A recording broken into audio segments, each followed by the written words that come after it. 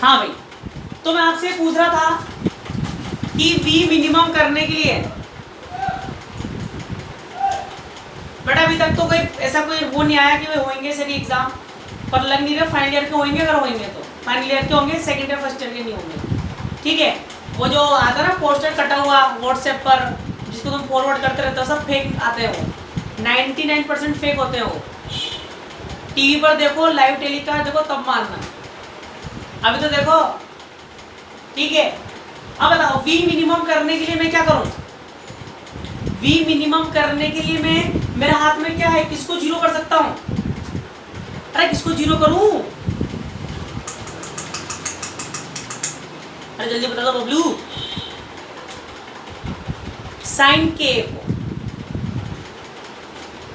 ठीक है, तो क्या लिख दूंगा? साइन के ए बराबर कितना आएगा बताओ? 0। वो साइन की वैल्यू किस किस पर जीरो होती है? के बराबर क्या होगा? 1 पाई, पाई 2 पाई 3 पाई 4 पाई 5 पाई n पाई। तो के बराबर क्या आएगा बताओ? n pi upon a। एक वैल्यू तो ये आ गई, यस और नॉट? अरे यस और नॉट? अब बताओ वी मैक्सिमम के लिए क्या करते हैं? बताओ वी मैक्सिमम के लिए क्या करेंगे?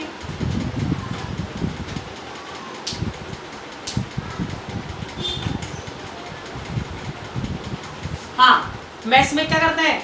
किसी भी भौतिक राशि का मान अधिकतम प्राप्त करने के लिए, किसी भी फिजिकल क्वांटिटी की मैक्सिमम वैल्यू फाइंड करने के लिए, उसका पहला अवकलन 0 के बराबर कर दो। फर्स्ट डिफरेंशिएशन, अबे समाकलन नहीं, अवकलन करते हैं। अवकलन जोड़ थोड़ी रहे, जोड़ना नहीं है। ठीक है, अधिकतम मान प्राप्त करना है, तो अधिकतम मान के लिए पहला अवकलन किसके बराबर? 0। फर्स्ट डिफरेंशिएशन कोई बात नहीं, 0 के इक्वल बराबर कर दो। तो क्या लिखेंगे? वी मैक्सिमम के लिए पहला अवकलन किसके बराबर कर दो? 0 के बराबर कर दो। तो बताओ d अपॉन डी के क्या है? 2a छोटा है अपॉन h क्रॉस, और क्या आएगा? साइन के ए बराबर 0, है ना, बराबर 0। जो कांस्टेंट है वो बाहर आ जाएंगे। 2 बड़ा छोटा h क्रॉस, अरे 2 बड़ा छोटा h क्रॉस बाहर, साइन का, अरे कोस बबलू, कोस के ए, और क्या हो जाएगा? a स्क्वायर बराबर 0। यस और नॉट? यस और नॉट? बताओ कॉस के को किसके बराबर कर सकता हूँ? 0 के बराबर कर सकता हूँ। और बताओ के किन किन मानों के लिए, के किस किस मान के लिए 0 होता है? जल्दी बताओ। पाई भाई 2, 3 पाई भाई 2, 5 पाई भाई 2। यस और नॉट? यस और नॉट?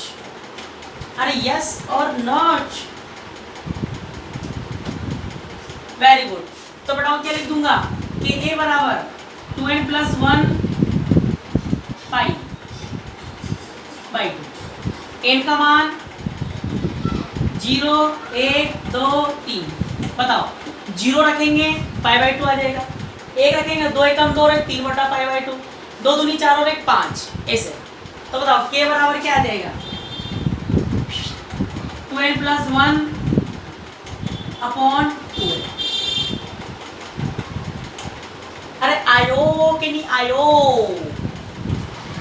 छापो, छापा छापिंग, अरे छापा छापिंग लिख लिया। अब बताओ उसने आपसे पूछे बैंड चौड़ाई, तो बैंड चौड़ाई कैसे निकालेंगे? तब बैंड चौड़ाई, ठीक है, तो बैंड चौड़ाई बराबर, बैंड चौड़ाई किसको बोलते हैं? अधिकतम ऊर्जा और न्यूनतम ऊर्जा में अंतर, ई मैक्सिमम माइनस ई मिनिमम।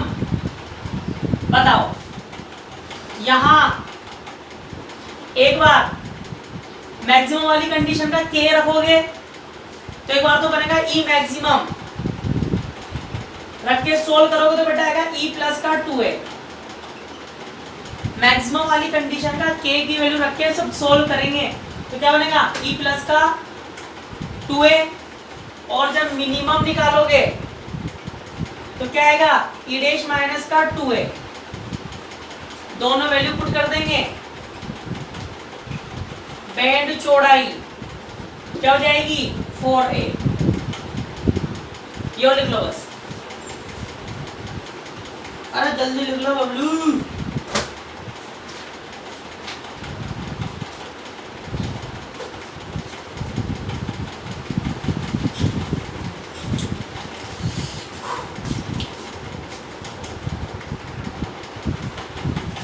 लिखो प्रभावी द्रव्यमान,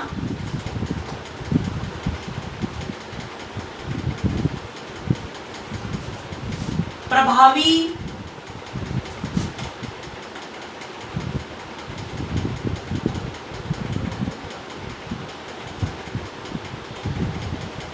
इफेक्टिव मास, प्रभावी द्रव्यमान इफेक्टिव मास।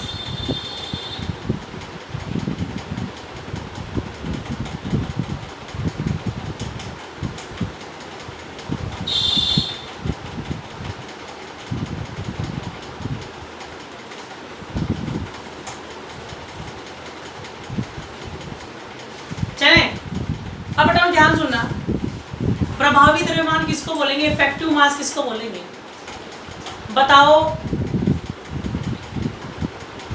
मुक्त अवस्था में जब इलेक्ट्रॉन मुक्त अवस्था में गति करता है तो उसका द्रव्यमान कितना होता है बेटाओ 9.1 इंटू 10 की घात माइनस के 31 kg।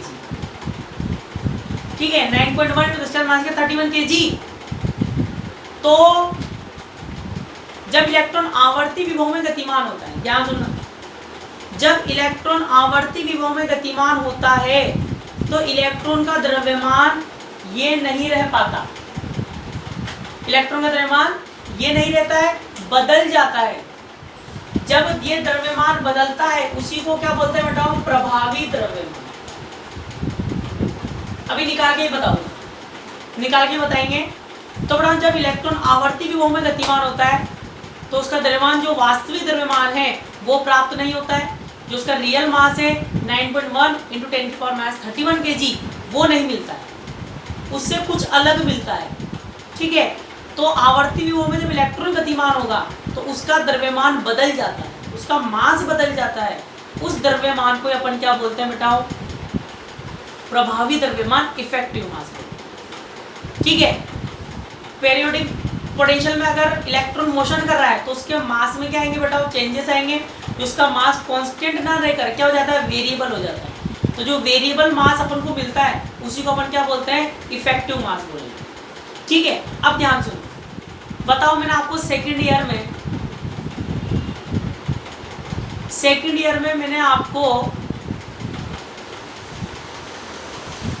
एक पेपर था फिजिक्स मैथमेटिक्स, वहां पर पढ़ाया था आइंस्टीन का आपेक्षिकता विशिष्टता सिद्धांत, रिलेटिविटी थ्योरी ऑफ आइंस्टीन। तो वहां पर मैंने आपको सिद्ध करवाया था कि जब भी कोई कण प्रकाश के वेग से गतिमान है, जब भी कोई कण प्रकाश के वेग से गतिमान है या कण गतिमान होता है तो उसमें क्या क्या परिवर्तन आता है, जल्दी बताओ।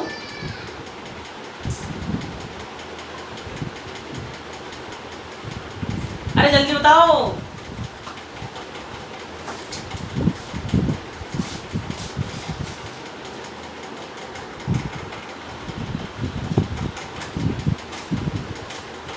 और बताओ।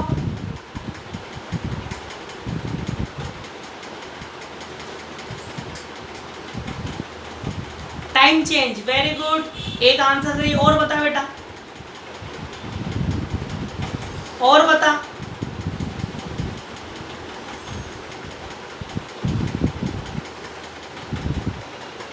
सेकेंड ईयर का रजिस्टर खोलना, सेकेंड ईयर का रजिस्टर खोलना और उसमें देखना